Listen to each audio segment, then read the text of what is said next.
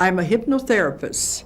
I've been doing hypnosis into past lives for 17 years. This is called past life therapy, past life regression, where you take the person into the other lifetimes to find the answers to problems in this lifetime.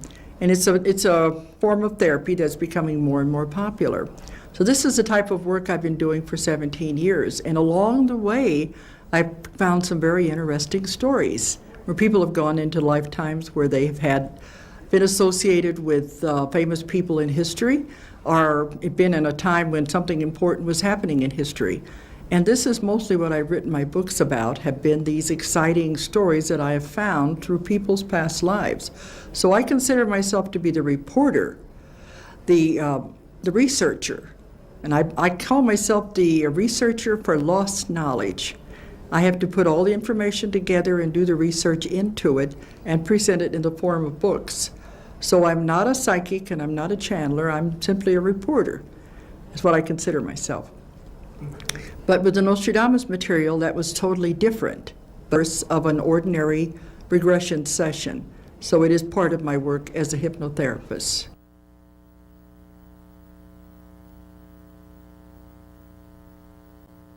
They say it's the strangest case that's ever happened in the history of hypnosis.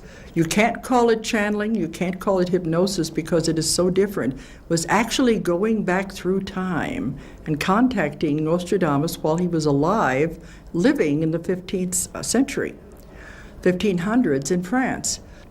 But it happened totally by accident about 10 years ago in 1986 when I was working with a woman who just wanted to go into a past life to see if she had a past life. There was no problem, she didn't want any therapy. But during the course of the regression, some very strange things began to happen. We didn't set out to contact Nostradamus. I don't think you could have. It was something that was totally unpredicted and simultaneous and spontaneous. But during the course of the session, she went back to a lifetime where she was a student of Nostradamus in France. And that's when everything got very strange, because as this male student, she was talking about Nostradamus, and suddenly she said, "He wants to speak to you." And I was totally, shocked, because anyone who does this kind of therapy knows that does not happen in this kind of therapy. And she said, "He has a message for you. He had been looking for a link to the future, because he could see that the prophecies where he had written were not being correctly interpreted, and the time was coming when they were going to come true. When he says he has an assignment for you, he wants you to get the book that has the prophecies in them, in French and English, and he wanted me to read them to him, and he would tell me what they meant, and explain all of the code that has been lost for 400 years. He would explain every symbol, every anagram, and tell me what part of history. And at that time, I didn't even know what a quatrain was. The quatrain is a 4-line poem, in the case of Nostradamus, a 4-line prophecy, and he wrote almost 1,000 of them. And not even half of them have ever been correctly interpreted. And some of them have been interpreted after the fact, after they've already occurred. So it was quite an assignment. But when the woman woke up and I told her what she had said, she was so frightened she moved to Alaska. So you can't say I started it, you can't say she started it. There was something very peculiar at work here that is still difficult to explain to people. But we had time for one more session before she left. I think she was trying to appease me more than anything, and it was helped with packing boxes and suitcases, and she was having a garage sale. And she said, "I have 1 hour to do the session," and then they were having a going away dinner for her. But during the session, he came through again, and he said, "I still want you to do this work." I said, "I can't, she's moving away." He said, "That doesn't matter. Now that we have made this connection, I will come through anybody you work with." And he gave me the instructions how to locate him and a test to perform so I would know I was actually speaking to him. And this is why it ended up with 3 volumes, because over the course of 3 years, it went through 12 different people. He did what he said. He would come through anybody I worked with. It was like having his telephone number, and I could call him up anytime I wanted, and I'm still able to do it if we want to get some more information. But we successfully translated all of the known prophecies, almost 1,000 of them, and I had the unenviable job of putting them in order in a chronological order of some kind. It took a computer to do it. But the translations were coming so fast at the height of our work that as fast as I could read them to him, he was giving it back. We were doing 30 translations in an hour. It's absolutely impossible for the human mind to do that. It cannot think that fast.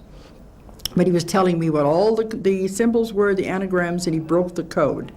Then I had to use a computer to put it together. So it ended up with 3 books because it took many twists and turns along the way. And none of the people I worked with knew anything about what the other ones had said, but yet they continued the same scenario, the same story he was trying to get across to our time. There was no deviation, no matter what prophecy I read. I found later it wouldn't have mattered if I would have started at the beginning of the book and read straight through, because they are in no set order. They're not in chronological order. I would just open it to anywhere in the book and check off after I'd read it. But at the height of this, they were just coming so fast, 30 in an hour. But there's another part to this that makes it even stranger, is he was most emphatic. He said, "You must understand you are not speaking to the dead. I'm not a spirit floating around out here somewhere." And he wanted me to be very sure that I emphasized that. He said, "You are speaking to me while I am alive, living in France, writing the prophecies." And you know what that brings up, if that's true? It's the metaphysical concept of simultaneous time, that there is no time, that everything is occurring all at once. Very strange and very difficult concept to try. But this is what he said. I am contacting him while he is alive. That's why I consider it having his telephone number. But I got to know him very well, and he is really a very definite personality, and there was no way we could mistake it when we had contacted him.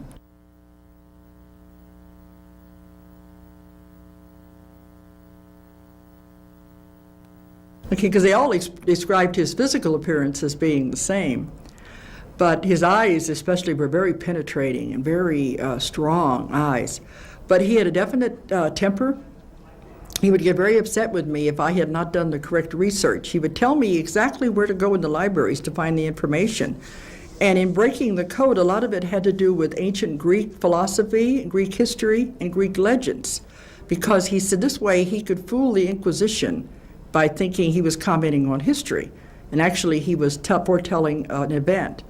But when I didn't quite understand what he meant, he kept saying, "I'm appalled at your lack of education, because we don't have to learn those things in our time period." But he would tell me where to go in the libraries to find them. And if I did not do the research exactly, he would have this very stern temper. But it was as though you were with a very stern schoolmaster, I think would be the way you would classify it. As though you were a student with someone who had all this knowledge and trying to learn from them. But also, I found out that he was very definitely a male chauvinist. And I said that was okay, because during the time periods he lived in, women were not educated. They were not taught anything. And he didn't have the same relations with women there that we would today. So I could understand that. But it was a very definite personality.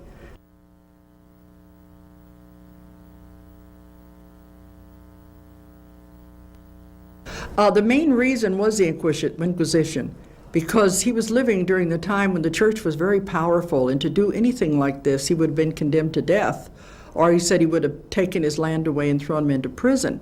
So he had all these visions, and what is he going to do with them? At first he was writing them down in a kind of a diary, but he knew that if he died, they would be found and they would be burnt. So how was he supposed to protect the prophecies, to get them to our time period for which they were intended? The only way was to devise this code. And anagrams were very popular in France during that time period. So he was using something he was familiar with. And he made these anagrams and puzzles. And there were, that's why he was almost 1,000 of them. He said there were actually about 1,500, but some of them have not survived to our time. But he had to do it to confuse the Inquisition. And it worked, because they have come down to our time, even though they've been undecipherable in most cases.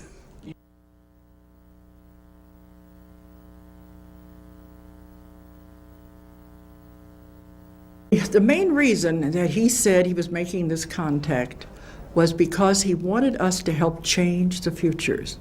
He said, a lot of people don't like Nostradamus because they say he's doom and gloom, very horrible predictions.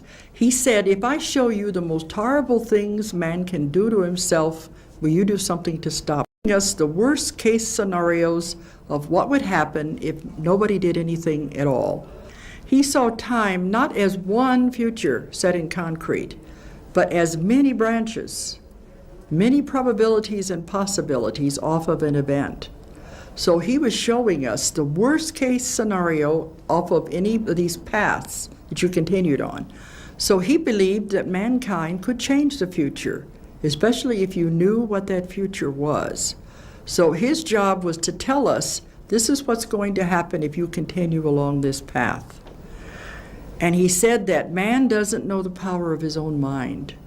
If you knew what was going to happen and focused on the opposite scenario, the opposite effect, that could be our future.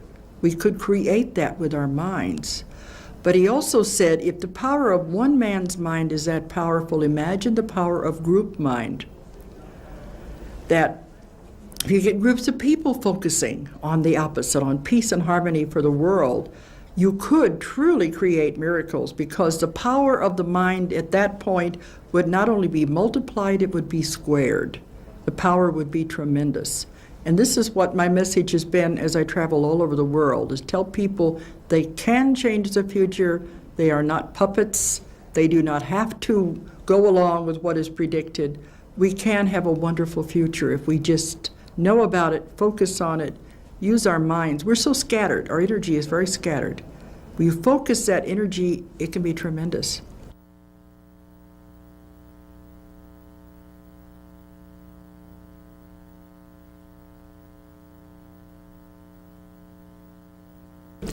But the problem is that the predictions are coming true.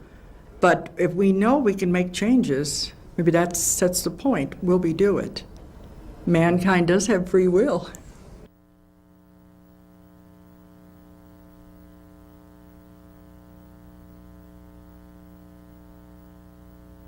And he told us exactly where they went in history. And from his time to ours, there were hundreds that had dealt with the past as we consider the past. He said, don't worry about those, because they'll only be interesting to people who are interested in history. Focus on the next 20 years, and this was from the 80s when we were doing this.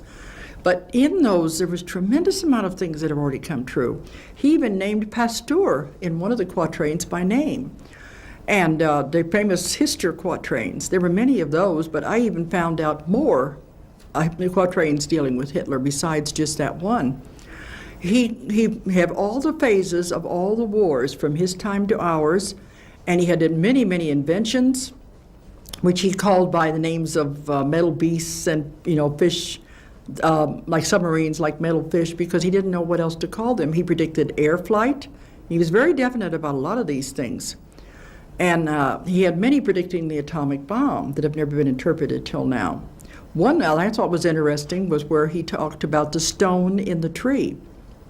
The stone being the bomb, and the tree, how we always think of the bomb as represented by a mushroom cloud. To him, it looked like a tree. And in the quatrain, he talked about the stone in the tree as the explosion of the atomic bomb. But not only did he talk about wars and inventions, he talked about every philosophical trend that man would go through. These are all very important to him. So there were many, many that have already occurred. And since I began working with him, and the books were first published in 1989, so it's on record before the Gulf War began, he gave us the dates for the beginning of the Gulf War 3 times. And he talked about Saddam Hussein in anagram form before the Gulf War ever started. And parts of this have not come true yet, so we know we're not finished with Saddam Hussein or the wars in the Middle East. But many of the events in the last few years have been documented before they occurred. We were given the ones for the fall of the Berlin Wall. We had 3 quatrains that were explained to us before the fall of the Berlin Wall. It was very definite about the wall in the east will fall. And we were told about the breakup of the communist countries, that they would pull away from Russia, some peacefully and some violently, to where Russia would be reduced to its original size of Russia and Siberia. And all these things have come true since my work began with him. So there are many, many of these have come true. And as we're now going into the 4th printing of Volume 1, so much has happened that I've added an addendum, 50-page addendum to the back of the book of events that have just come true in the last year alone. And it's really amazing. And a lot of it has to do with computers, World Wide Web. These were very definitely predicted. He didn't call it World Wide Web, but he talked about the world being hooked together with wires all over the world dealing with computers. And a lot of these predictions are very frightening because they are coming true. And I thought maybe in 100 years, but now in less than 10 years, the things he saw about computers and experimental weaponry are happening in our lifetime. So it is now, it's right up to the minute.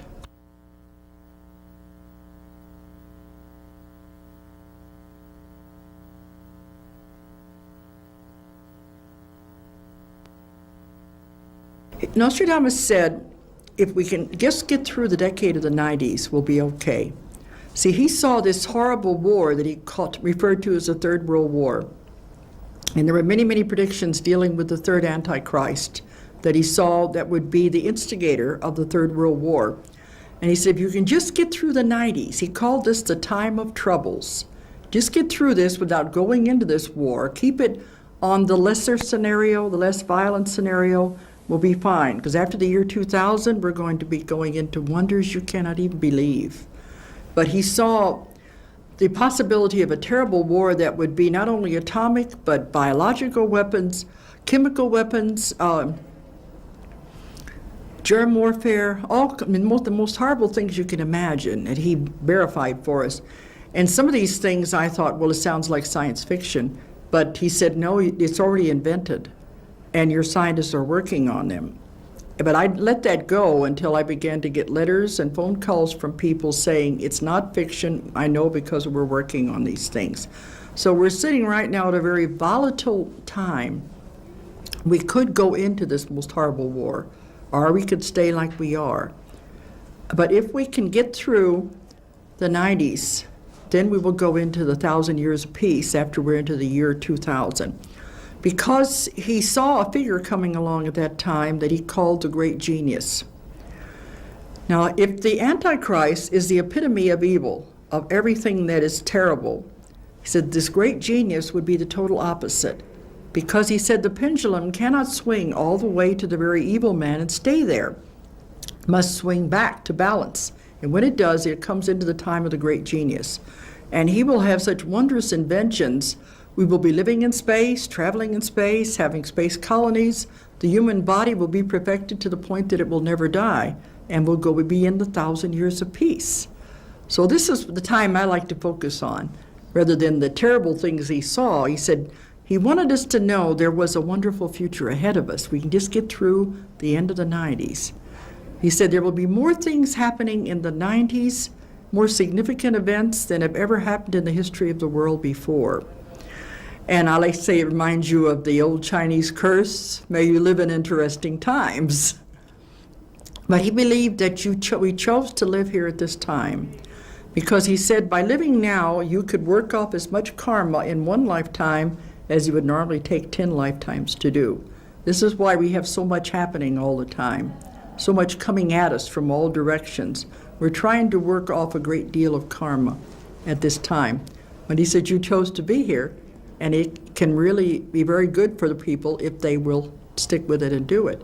But the great genius, that is part of what's going in the addendum.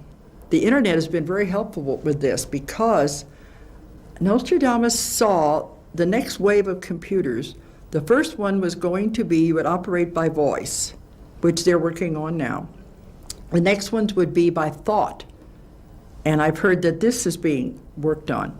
But during the time of the great genius, there would be an organic computer, and that it would be able to duplicate human parts, duplicate human bodies.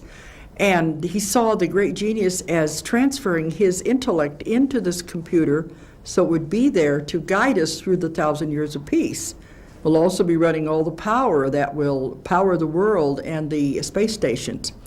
But on the internet, I found out that they are working now on computers based on DNA, that they say it will be 1,000,000 times faster and more accurate than anything we have now because of the way that the DNA transfers information. This is how they will be able to transfer information using the same thing, because they have gone as small as they can go with chips. The next step is cellular. So they said everything is going to go down to the tiny, tiny level of cells. And this is all in the field called nanotechnology. Nano meaning very, very tiny. And it's amazing because we were given this information 10 years ago, and it's happening now. It's all coming about. That he said that the great genius would transfer his knowledge into this. They say this is very possible because all it is energy. And it'd be very possible within the next several decades anyway.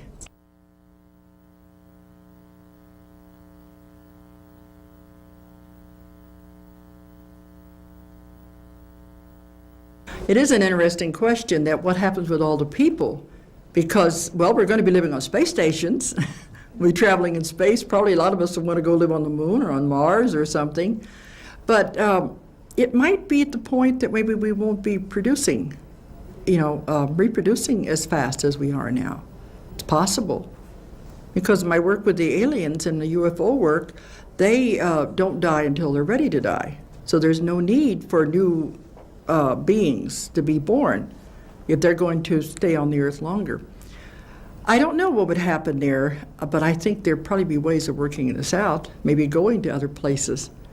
It's like a new adventure is all opening up out there.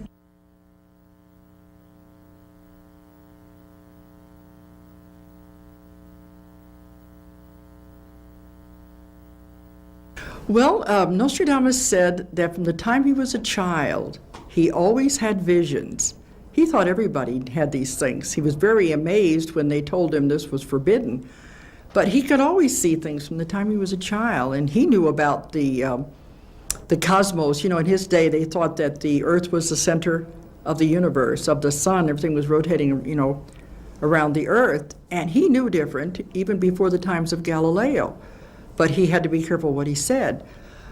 But he'd been able to do this since he was a child, and he often wondered where it came from.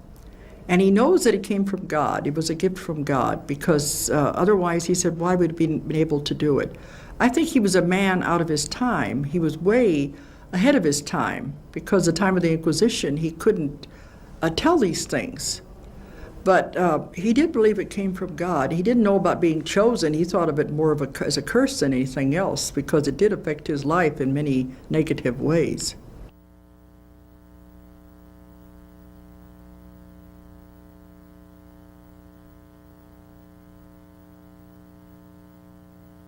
Well, I think Nostradamus is recorded as being the most accurate there ever has been. Of course, Edgar Cayce falls in with that. He also went into trance.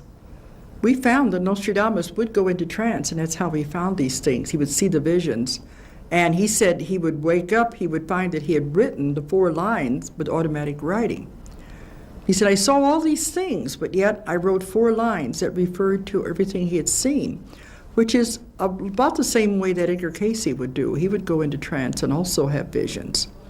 There's probably been many others, but I think Nostradamus is the one that's the most famous.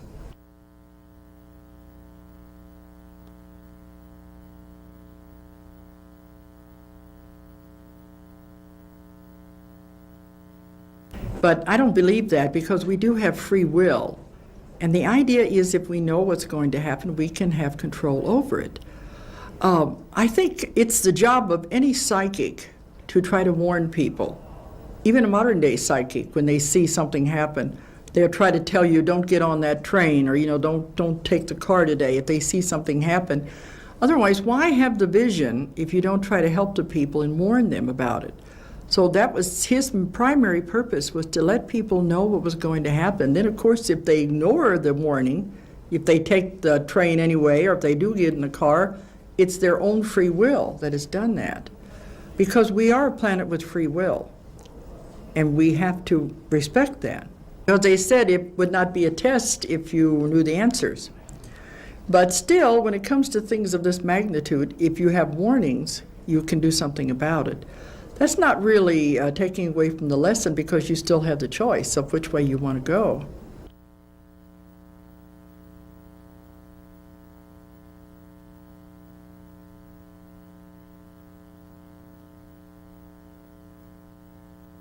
Most people think that at the year 2000, this is going to be the end, or if we have it in this war, or even if we go into the Earth's shift, the shifting of the continents, they think that is the end of the world. But it's not. Mankind is a survivor. He will continue to go on. Even if there are many lost, there will always be some around that will survive. Man is, he's here forever.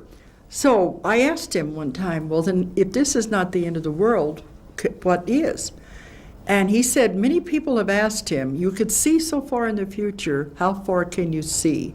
He said, I can see to the end of the world, but not the end of time.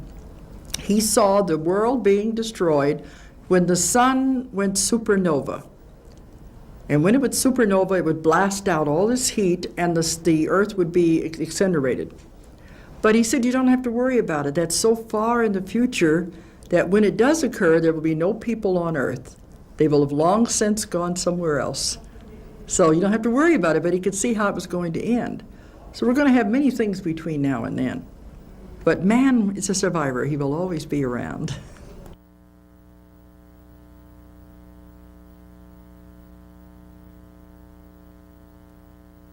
There's much information out here about what they're calling the Earth shift, or the shift of the axis. This is what would happen if all of the, say for instance, the polar ice caps would melt and all of the water would rush down. This would be caused very easily by an Earth shift. The Earth is sitting right now at an angle, a slightly off-center angle.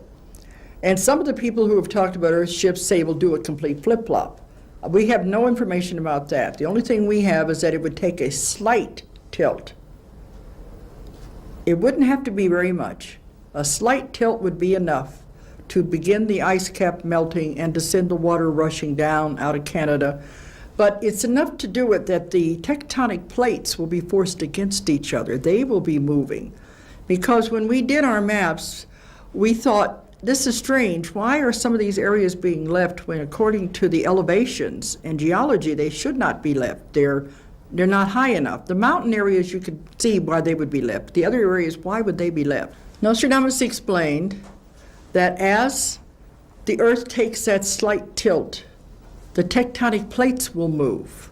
They will be forced against each other.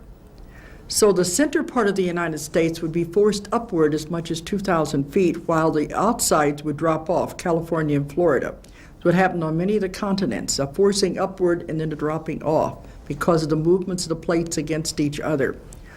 Now, many people have maps of what will occur, and I've done conferences with these different people, and mine are the worst.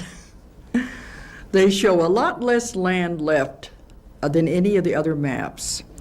So I said, it doesn't mean that any of us is right or anyone is wrong. We all have pieces of information. Mine, again, seemed to be the worst case scenarios, as he was trying to show us the absolute worst would happen if you go to the extreme. If you will notice my map of the United States, there isn't very much left. The black areas are the areas that are left. The center part of the United States is the biggest section. That is the part that he said would be forced upward by 2,000 feet, while the other areas will be dropping off. California, most of what will be left will be the tops of the mountains as islands, a series of islands. And Texas and Florida, all those areas would drop. But the second map is dealing with Canada, and it's hardly any land left there because it's closest to the Arctic Circle. And as the water comes down, it floods all of those lakes. Those lakes come down and flood the Great Lakes, spread out the Mississippi and the Missouri rivers, so you can see how most of that area would be underwater. South America is the same thing, would be mostly the mountainous areas like the Andes that would be left, and the other areas where the Amazon River, that would go down.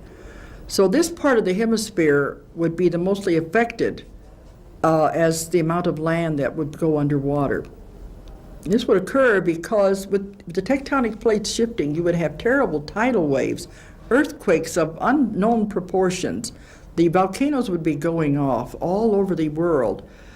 Terrible storms. They said there's nothing on Earth that could prepare you for this. It would be something that's never happened in our memory. We could not be prepared for the violence of this when it occurs. The one of Africa, see, the same way, the Mediterranean would be completely overflowing into the top part of Africa, and the desert areas would be underwater. The Holy Land would be all underwater, and it would be broken up into pieces. Europe is, most of that will not be under its effect. There'll be some parts of England that will be affected, and as you can see, France and Spain, as the Mediterranean moves up, and some of the Nordic areas because of the North Sea overflowing. But when I gave a lecture in Holland, and they looked at the map, they said, we don't need to look at that map to know we're going down. They said we were in a 3-story building, and they said this whole building would be underwater if that dike breaks out there. So they know that whole area is very vulnerable. It could all go down very easily. And there's a whole lot more to the part about Europe, because he has many quatrains referring to England during this time, and that there would be so little land left that many of them would go to France to live. So there's a whole lot of prophecies dealing with the earth shifts. And the last one is the Asian continent, which will be the least affected. China a lot of it will disappear, but he said the Russian part of the Asian continent will have cracks, but it won't break up to the extent that the other areas would. Japan will have new land rising because of volcanic action, as will New Zealand and the Hawaiian Islands, because of increased volcanic activity. But that is the least affected will be the Asian continent and the part of Russia. And of course, what continent don't I include in these? Australia. Australia. And when I'm in Australia, they always say, where are we? Can you figure out why I have not included Australia? It's not going to change. Okay. And of course, when I'm in Australia, they all stand up and cheer when I say that, you know. But he said Australia was a unique continent because there was nothing for it to push against. It would move, it would float. Of course, it's going to have storms, it's going to have tidal waves, it'll have earthquakes, but it won't break up like the other continents will. It will be able to move. And this gives it a very unique quality over all the rest of the continents of the world. But this is the information we got, and like I said, let's consider it the worst case scenario, because the other maps that are coming out are much, much easier, and a lot more land is left.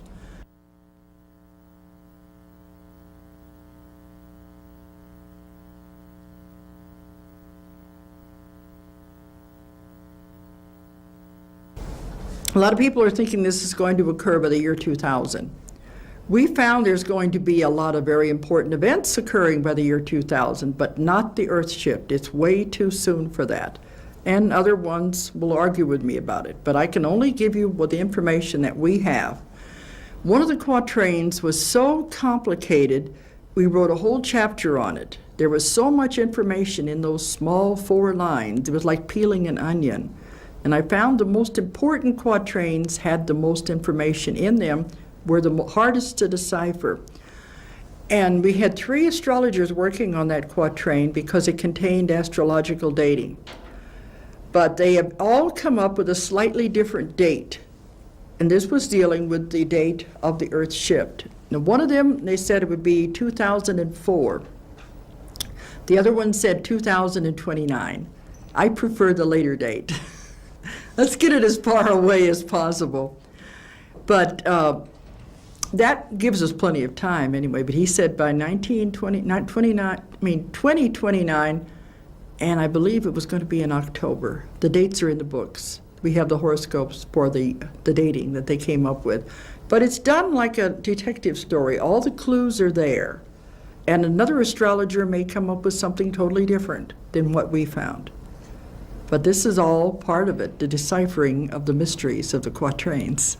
The problem was it's never been translated until now because they mistranslated it from the French. One of the most important clues was that they translated water for Aquarius. And an astrologer will tell you that Aquarius is a water bearer, and it has the glip of the wavy lines, but that is not a water sign. So it was never been able to be deciphered before because they were interpreting it as Aquarius. We had our astrologers go after a water sign. And when they searched for a water sign, because the whole quatrain was full of other astrological signs, they couldn't get that one to match. When we looked for a water sign, they were able to come up with the dates. So it's the first time it's ever been translated. But he said it dealt with the dates for the Earth's shift.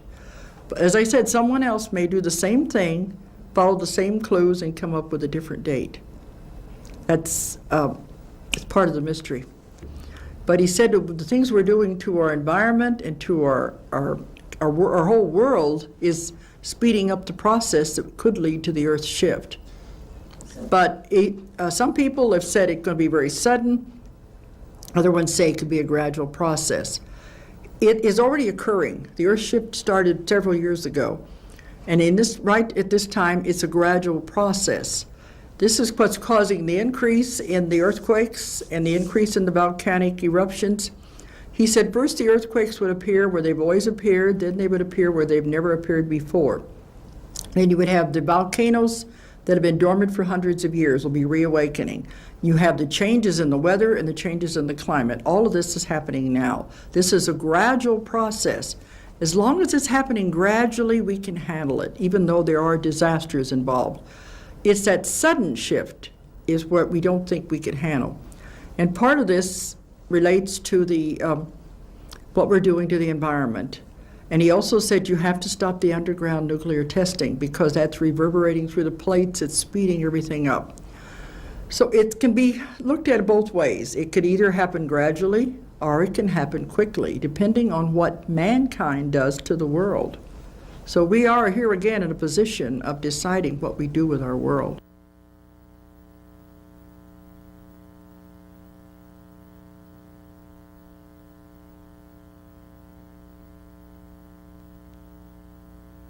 Nostradamus saw in his future 3 men that he called antichrists. One was Napoleon, the second one was Hitler, and the third one is the one that is to come, who is said to be the worst of all because he will learn from the mistakes of the others. A very dangerous person. He didn't like the term Antichrist. He said it was a Christian term and it was not exactly what he meant. But he said if you think of Christ as representing people, humanity, then Antichrist is someone who does terrible things against humanity, against people. And it can be the type of personality like Genghis Khan or Attila the Hun, the type that doesn't care anything about what it's doing, it only wants power. So this is what he meant by an antichrist. But the third one, he gave us a great deal of information about him because he wanted us to do something to stop the man. He said, in the Bible, in the book of Revelation, and other books in the Old Testament, the people saw the same things that he saw, the prophets did. They only put them in their symbolism they could understand in their time, but they all saw the same thing. And that the man he refers to as the Antichrist is the number 666 in the book of Revelation, called the beast. Of course, he said 666 also refers to his connections with computers. So there's a lot more to it. But he has been predicted as far back as Bible times. So he said he has a destiny to fulfill. He has to come, but after he comes, what happens after that is in the hands of mankind. Do we allow it to go through the worst case scenarios, or can we lessen it? That's the point. But the man is alive now, and he has his destiny to fulfill. We were given a lot of information about this man because he is so important. We have his horoscope. He was born on February the 4th, 1962, in Jerusalem, but he's not Jewish. And his parents were killed during the Israeli war, and when he was about 6 or 7 years old, and he was raised by his uncle. His uncle is a very evil man, and we have had many people see him, and we have, in my work, and we had one woman who was able to put together a police composite picture of the uncle and of the Antichrist. She was a psychic who had worked with the police on many cases, so she knew how to do the police composite kits. But the uncle took the young boy and was raising him as his own. What the young boy doesn't know was that the uncle had his parents killed, so he could have him for his own. And he has gotten together a very powerful group of rich Arabs in the Middle East, and they've been taking care of this young boy and grooming him for the role he is to take. It's a very powerful group of people that control everything that happens in the Middle East. They're the puppet masters behind the scenes. Nostradamus said, by the time 7 puppets arise in the Middle East, you will realize what is happening, that they are not the real leaders of the countries, but they are the puppets being manipulated by the puppet masters behind the scenes. The young Antichrist went to college in Egypt, and we were working on this at the same time he was in college, so we were shown several scenes of him in college. We knew where he was living. We had all this information. His main courses that he took were economics, philosophy, and computers. The computers were going to be very important in his future that he was planning. But after he got out of college, he lived on the different estates of these very rich people. He has no home of his own, but travels around to the different estates. And we saw him once in a big estate on the banks of the Nile, and another one in Syria, and in Oman during the Gulf War. Oman is to the bottom of Saudi Arabia. So we saw him in all of these places during the Gulf War, and he's traveled around from place to place. But Nostradamus said, you must remember that in the beginning, this man will appear as a savior, the man with all the answers, the man with the golden tongue. And this will how you will make his conquests in the beginning.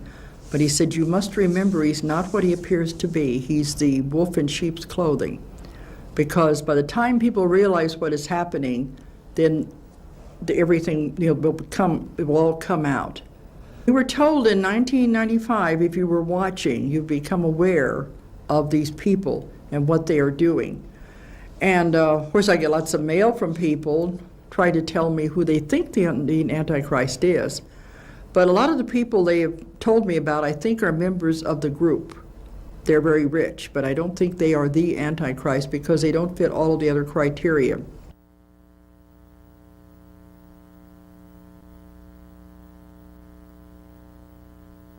I think we are on the way because everywhere I go all over the world, people are taking this message and they're saying they want to do this. They want to go back to their different groups and tell people you can make a difference. It can happen. And even during the Gulf War, it only lasted a month because of all the protests people had about it, even before it started. So maybe we can change the future. Maybe that was why it only lasted a month. Maybe it's why it didn't go on further. And maybe we can keep it from reoccurring because he sees going to be a succession of wars in the Middle East. We're not finished there yet. And he saw that we would go to war in the gray area of Europe, which he called the gray area because he said you don't know if you're in Europe or if you're in Asia. And he used the terms Macedonia and Albania. He had no term for Yugoslavia, but this was the gray area. And he said by 1995 you will make the decision if you're going to go to war or not. Well, we sent our troops into Bosnia during that year.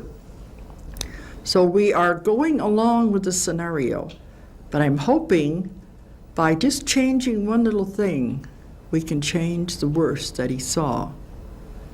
It's like everything, one little event can make a big difference. Because he said, if you look back on World War I and World War II, you will see all these little things that preceded it. But at the time, you were not aware of where it was leading. And at the present time, that's what's happening. The Gulf War was the beginning of the Third World War. In the future, we'll look back on that and see that was where it started and escalated from there. But we can hope that it won't do that, that maybe we'll be able to stop it, keep it in a lower key. I would like nothing better than to have all these prophecies not happen. We could go directly into the time of the great genius and the 1,000 years of peace. That's what I hope. But I'm just a reporter, and I deliver the message of the material that I've received. Like they always say, don't kill the messenger.